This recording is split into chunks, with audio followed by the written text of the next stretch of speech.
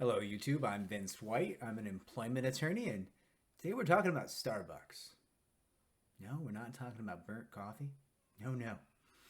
We're talking about organized labor, which is something I like very much. Um, Lots of news on this front.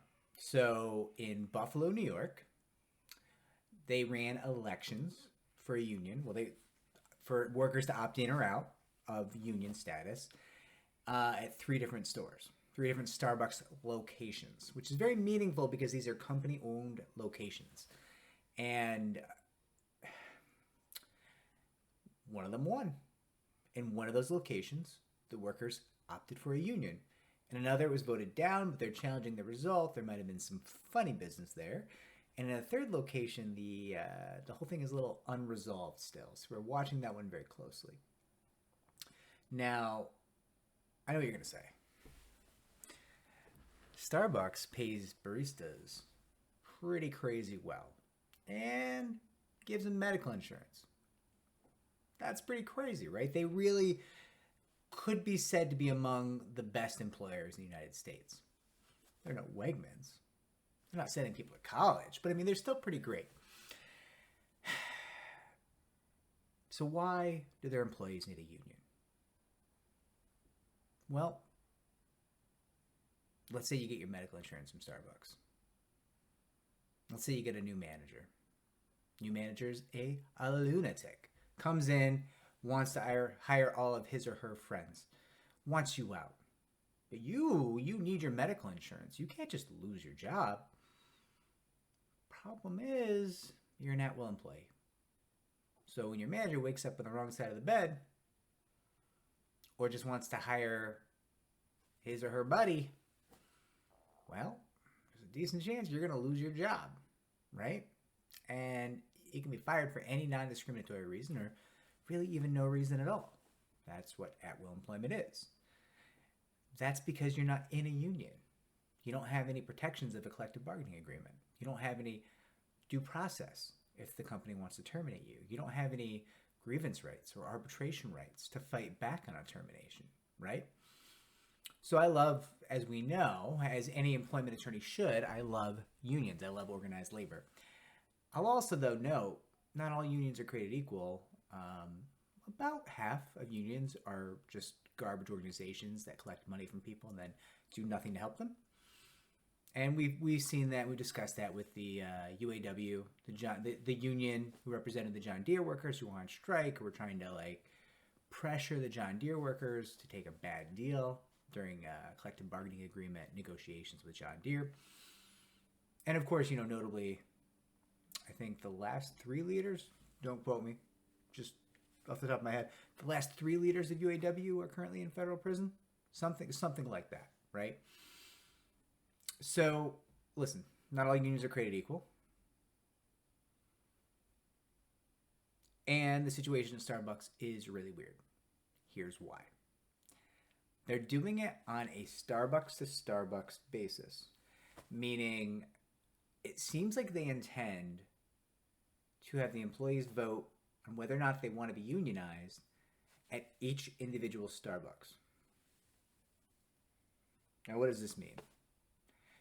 It can't possibly mean that every single different Starbucks location is going to have its own collective bargaining agreement. How could the employer ever hope to negotiate with each of all of those facilities separately, right? But what it definitely does mean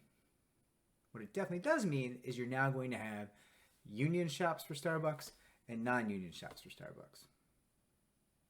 And that's going to be weird because the rules are going to be different at a non-union shop versus a union shop. And the margins are going to be different because the union shops are going to make way less money than the non-union shops. Why, you ask? Because the union shops are going to collectively bargain. So the employees are going to get additional benefits, additional breaks, additional pay, protections from termination, right? Everybody who's worked in a union shop knows the dark side of unions and union protections is Stan, the lazy guy, right? Who's out there not doing anything, smoking in the walk-in cooler, and you're just like, what's wrong with you, dude? Why do you still work here? Why aren't they firing you? and he screws everybody over every day, won't unload the truck, won't help with the product, won't. What a jerk, right? Stan the jerk, the lazy scumbag, right? But he's a union employee, so he can't be fired.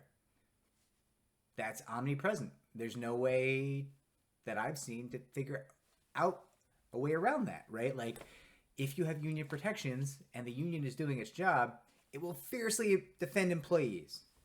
Both because that's its job and they should, but also because the more employees they defend, the more dues they get paid, right? They want people to keep their jobs because they get paid dues by the people who are in the union.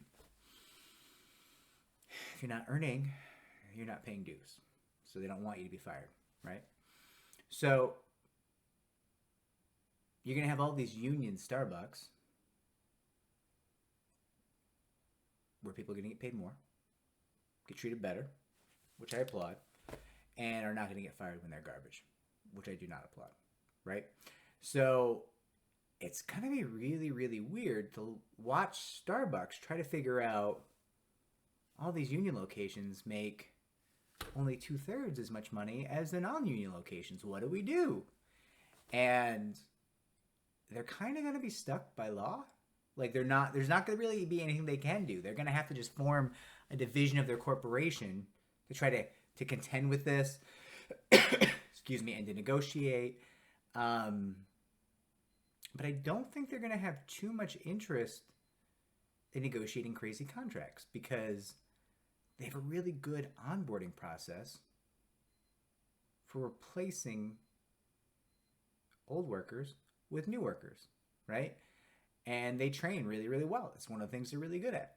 It's why the coffee tastes like burnt garbage at all their locations to the exact equal amount. It's not easy normalizing that flavor of badness over thousands of locations.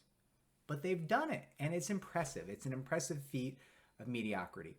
So the takeaway here is yay for unionization. Can I say it? Yay for unionization. Yay for collective labor. Why is this being done piecemeal? It doesn't make any sense that it's being done piecemeal. I guess this was the path of least resistance, and they're forming a beachhead, and the plan is to solidify that beachhead and like march forward from there. But it is very strange, and it's strange enough and inconvenient enough that I do, on that one point, feel bad for Starbucks. How are they going to run a business serving bad coffee if half their stores, half their shops, their coffee huts, whatever they are union, and the other half are not? What a weird and wild world that's going to be. You walk into one store, somebody's sitting at a table eating while they're supposed to be working. You just say, hey, lazy Stan, get out of here, you're fired. You go across the street, because let's face it, Starbucks are often across the street from each other now. At least in New York City they are. You go across the street to the Union Starbucks. Stan's twins there, sitting at the table, not on break, eating, hanging with customers, just being a jerk, being lazy.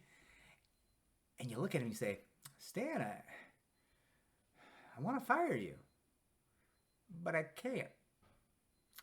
So I've got to write you up. And then you get that chance to grieve the write-up process. It's a 4-step grievance process, and we might have to go to arbitration about this one write-up. And then we're going to have to do that again and again for step discipline, so I can build a case against you, so I can fire you, lazy Stan's twin. It's going to be hard, right? Like you couldn't pay me. You couldn't pay me to work in Starbucks management. I mean, you couldn't have yesterday either, but like, especially not now. It's going to be fascinating watching them figure this out. And they've got to. They either have to roll up shop and call it a day and be done, or figure out how to work with these unions now. Because I don't think this is stopping. There's 3 more places in Boston looking at unionizing. There's additional places in Buffalo looking at unionizing. I think there's some spots in Arizona, Starbucks locations in Arizona looking to unionize. This is happening. This is happening. It's not going back. And we are going to get front row seats to watch Starbucks figure this one out. And in the meantime, my hat's off to the employees who unionized. Um, you did a thing, and I'm impressed, and I'm excited for you. I'm really excited for you. This could make barista a career instead of an after college job, right? And that could mean you'll start serving coffee that I'll actually drink. Like and subscribe helps me to help more people just like you. Comment down below. Tell me you like Starbucks coffee. I'll know you're lying, but you can go ahead and say it if you want.